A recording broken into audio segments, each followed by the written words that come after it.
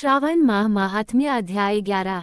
हर हर महादेव। दोस्तों, आपका दिन मंगलमय हो। प्रभु की कृपा सदैव आप पर बनी रहे।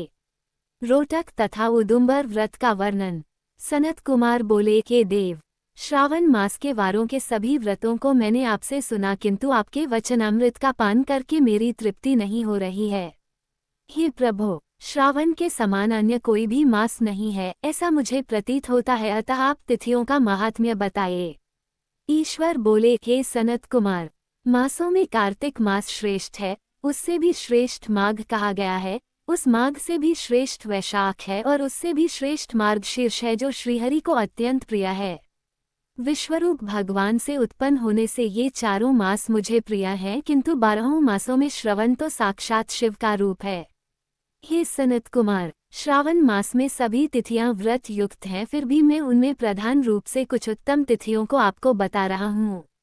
सर्वप्रथम मैं तिथि तथा वार से मिश्रित व्रत आपको बताता हूँ।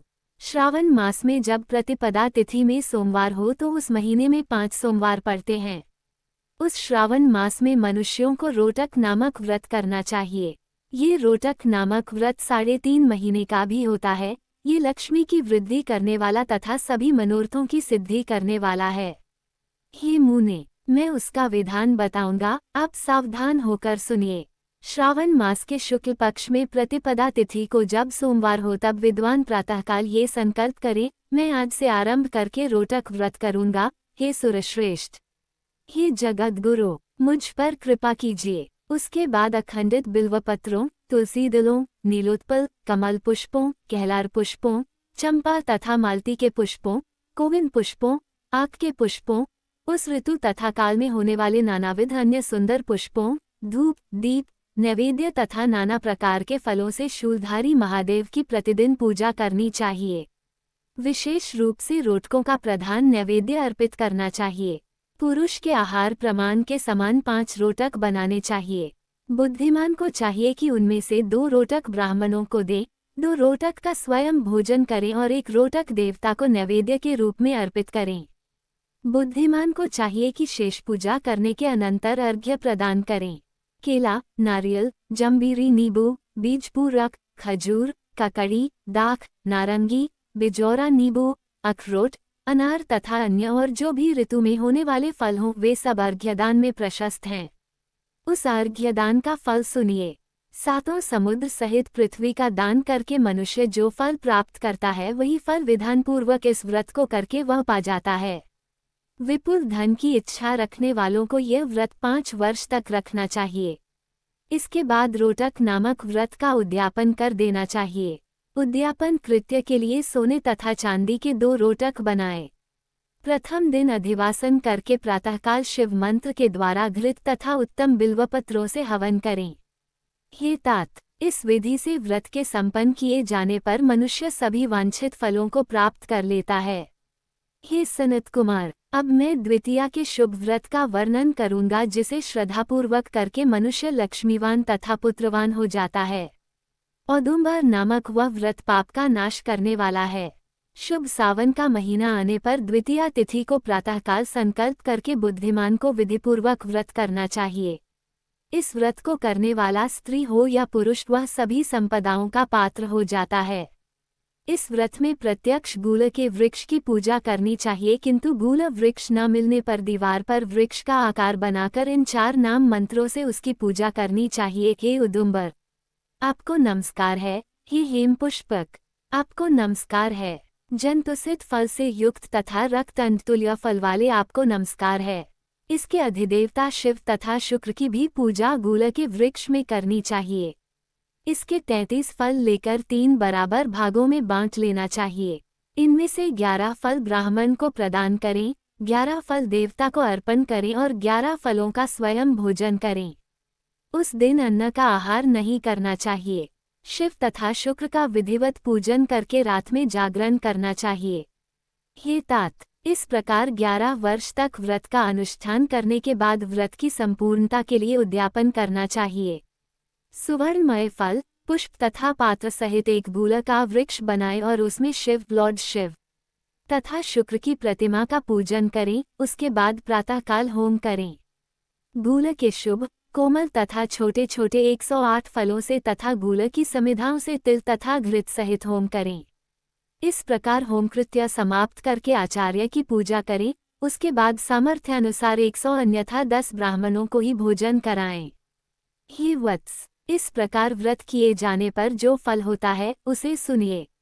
जिस प्रकार यह गूल का वृक्ष बहुत जंतुयुक्त फलों वाला होता है, उसी प्रकार व्रतकर्ता भी अनेक पुत्रों वाला होता है और उसके वंश की वृद्धि होती है। यह व्रत करने वाला सुवर्णमय पुष्पों से युक्त वृक्ष की भांति लक्ष्मीप्रद हो जाता है।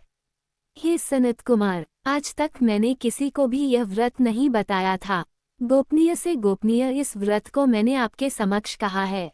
इसके विषय में संशय नहीं करना चाहिए और भक्तिपूर्वक इस व्रत का आचरण करना चाहिए। क्यों भगवान शिव को समर्पित है सावन माह?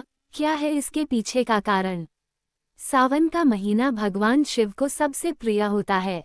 इस पवित्र माह में भगवान शिव और पार्वती का पूजन करने से जीवन के सभी सुख प्राप्त होते हैं।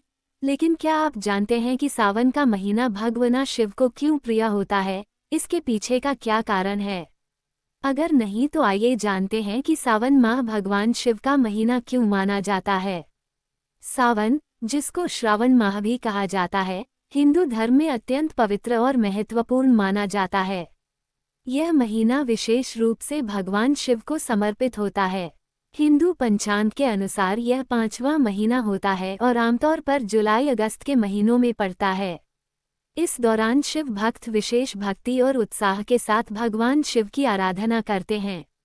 सावन के महीने में पड़ने वाले सोमवार, जिन्हें श्रावण सोमवार कहा जाता है, विशेष रूप से महत्वपूर्ण होते हैं। आइए जानते हैं कि यह महीना भगवान शिव को प्रिय और समर्पित क्यों होता है। इसके पीछे का धार्मिक कारण क्या है? समुद्र मंथन और विषपान। पुराणों के अनुसार सावन माह का भगवान शिव से संबंध समुद्र मंथन की कथा से जुड़ा है। शिव पुराण और विष्णु पुराण में बताई गई समुद्र मंथन की घटना में देवताओं और असुरों ने मिलकर क्षीर सागर का मंथन किया था। इस मंथन से कई रत्न प्राप्त हुए, लेकिन साथ ही हलाहल नामक घातक विष भी निकला था। ये विष इतना शक्तिशाली था कि यह समस्त सृष्टि को नष्ट करने की क्षमता रखता था। इस कारण देवताओं और असुरों की प्रार्थना पर भगवान शिव ने इस विष को अपने कंठ में धारण किया था, जिससे उनका कंठ नीला पड़ गया और वे नीलकंठ कहलाए। मान्यता है कि यह घटना सावन माह में हुई थी। विष के प्रभाव से भगवान शिव के शरीर में ताप बढ़ने लगा था। इस ताप को कम करने के लिए सभी देवताओं ने उन पर जल अर्पित किया था। इससे उनके शरीर का तापमान कम हुआ था। माना जाता है कि इसी कारण भगवान शिव को सावन में जल अर्पित किया जाता है। सावन और प्रकृति का संतुलन। सावन माह में वर्षा ऋतु अपने चरम पर होती है और यह समय प्रकृति के पुनर्जनन और हरियाली का प्रतीक है। भगवान शिव को प्रकृति का नियंत्रक और संहारक माना जाता है। वर्षा के जल को शिव का आशीर्वाद माना जाता है, जो पृथ्वी को जीवन प्रदान करता है। इस कारण सावन में शिवलिंग पर जलाभिषेक किया जाता है। माता पार्वती ने की थी तपस्या। लिंग पुराण और शिव पुराण के अनुसार माता पार्वती ने भगवान शिव को अपने पति के रूप में प्राप्त करने के लिए सावन माह में कठोर तपस्या की थी। उनकी इस तपस्या से प्रसन्न होकर भगवान शिव ने उन्हें दर्शन दिए और उनकी मनोकामना पूर्ण की। इस घटना के कारण सावन माह को भक्ति और तपस्या का महीना माना जाता है। अविवाहित लोगों के लिए यह महीना बेहद ही खास माना जाता है। इस महीने में पूजा करने से भगवान शिव और माता पार्वती की कृपा से मनपसंद जीवन साथी मिलता है। सोमवार और शिव का संबंध। शास्त्रों में सोमवार को भगवान शिव का दिन माना गया है। पद्म पुराण के अनुसार सोम चंद्रमा भगवान शिव के मस्तक पर विराजमान हैं। इसी कारण सावन माह के सोमवार विशेष रूप से पवित्र माने जाते हैं, क्योंकि इस समय शिव की पूजा और व्रत करने से चंद्रमा की कृपा भी प्राप्त होती है, जो मन और बुद्धि को शांत रखता है। सावन में किए जाते हैं ये काम। सावन में शिवलिंग पर जल, दूध, बेलपत्र, धतूरा आदि अर्पित करने की परंपरा है। शिव पुराण के अनुसार जलाभिषेक से भगवान शिव प्रसन्न होते हैं और भक्तों की सभी मनोकामनाएं पूर्ण करते हैं। सावन माह में लाखों भक्त कांवड़ यात्रा करते हैं। जिसमें वे पवित्र नदियों जैसे गंगा से जल लाकर शिवलिंग पर चढ़ाते हैं। सावन के सोमवार को व्रत रखने और शिव मंत्रों जैसे ओम नमः शिवाय का जाप करने से आध्यात्मिक उन्नति होती है। दोस्तों, ये थी आज की कथा। आपको कथा अच्छी लगी हो तो वीडियो को लाइक करें, चैनल को सब्सक्राइब करें, कमेंट में हर हर महादेव जरूर लिखें। महादेव आपकी हर मनोकामना पूर्ण करें।